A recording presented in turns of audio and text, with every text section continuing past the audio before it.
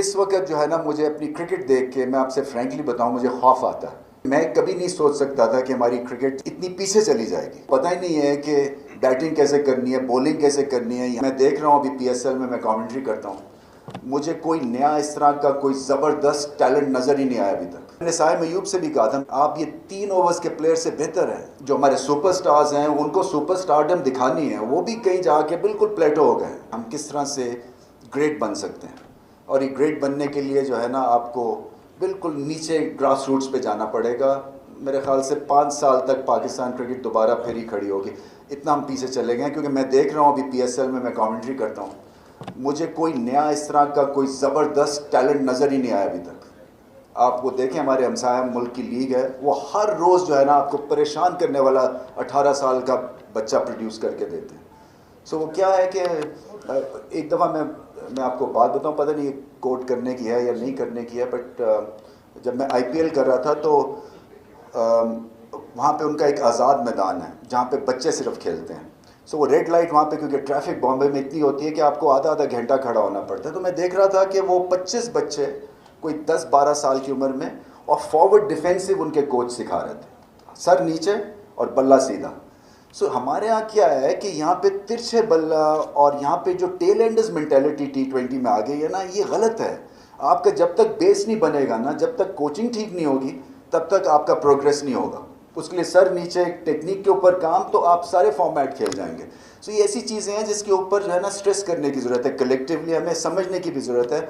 हम वो strike rate, और हम वो देखते हैं जी कि कौन छक्के लगा सकता है पहले 6 ओवर्स में। वो मैंने साहिब अयूब से भी कहा था, मैंने कहा आप ये फुलझड़ी से बेहतर हैं प्लेयर, आप ये 3 ओवर्स के प्लेयर से बेहतर हैं, और वो इसलिए बाकियों से बेहतर है, उनकी टेक्निक इन सब में से बेहतर है। और थोड़ा सा अब ये इस वेन्यू से ना, थोड़ा सा जैसे 5 कराची को देंगे, 5 लाहौर को दें, पिंडी को दें, फैसलाबाद सियालकोट लेके जाएं, वहाँ पे क्राउड आएंगे। गुजरांवाला स्टेडियम तैयार करे, शेखुपुरा, इन स्टेडियम में क्रिकेट करवानी पड़ेगी। अगर आपने इस PSL को ब्रांड बनाना है तो उन लोगों का भी आता है कि अपनी PSL, मतलब 10 साल गुजर गए, अभी हमें और आगे जाना है। 10 साल क्यों गुजरे, मुझे बात बताए ना। इंटरनेशनल मैचेस हो सकते हैं तो PSL के नहीं हो सकते। ये कोई तरीका नहीं है। छोटे शहरों में आपको ले जाना।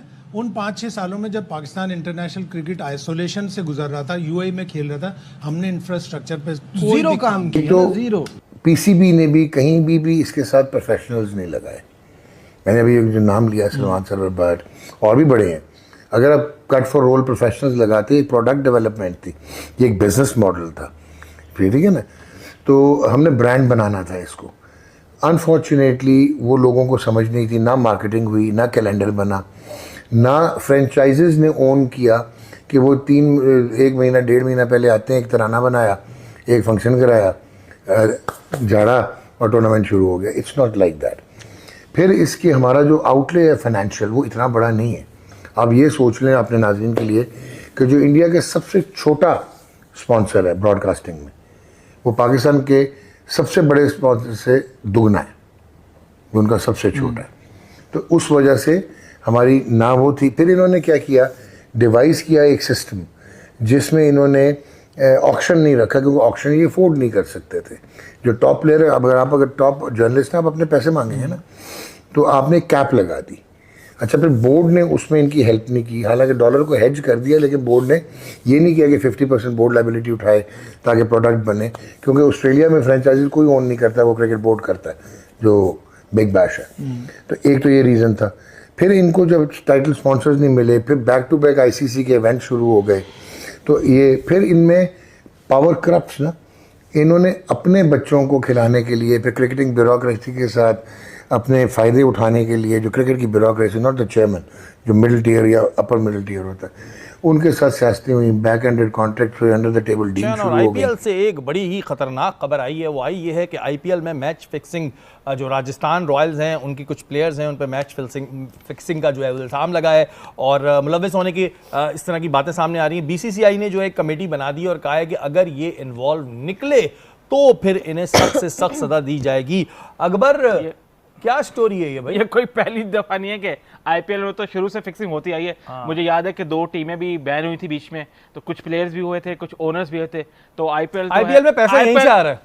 तो पैसा है, जुआ वगैरह देखे नहीं है सब, वो जो बैटिंग कंपनी है वो उनको स्पॉन्सर्स कर रही हैं, तो जुआ वगैरह तो बस हम तो यही शुरू से कहते हैं कि आईपीएल तो चलता है जुए पे, अदर जुए पे चलता है। और आईपीएल जुए पे चलता है भाई। इस तरह की चीजें आती रहती है, फिर लोग कहते हैं आईपीएल में पैसा कहाँ है, पैसा कहाँ है, पैसा यहाँ से आ रहा है, यहाँ से पैसा निकल कर आ रहा है भाई सारा। और महमूद भाई आप क्या कहेंगे इस बारे में, ये जो फिक्सिंग के इल्जाम आ रहे हैं, वैसे मैंने सुना है कि बुकें चलती भी इंडिया से ही हैं। देखें, बात ये है कि पहले भी बहुत से इल्ज़ाम लगे, इंडियन बोर्ड जो है वो अपने प्लेयर्स को निकाल लेता है कहीं ना कहीं से बचा बुचू के, और कमेटी बनती इस वजह से, हाँ, ऊपर नहीं जाने देता चीज़ों को।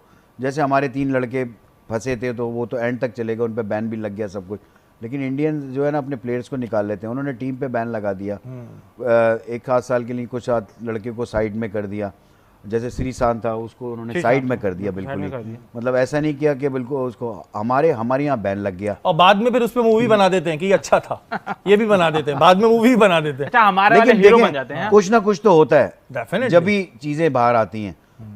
दोस्तों, आईपीएल का यंग टैलेंट पीएसएल के यंग टैलेंट से कई ज्यादा टैलेंटेड ही 14 साल का वैभव सूर्यवंशी पहला बॉल पे 6 मारता है। आपको आईपीएल और पीएसएल में यंग टैलेंट किसका बेहतर ही वो कमेंट करे जरूर बताएं।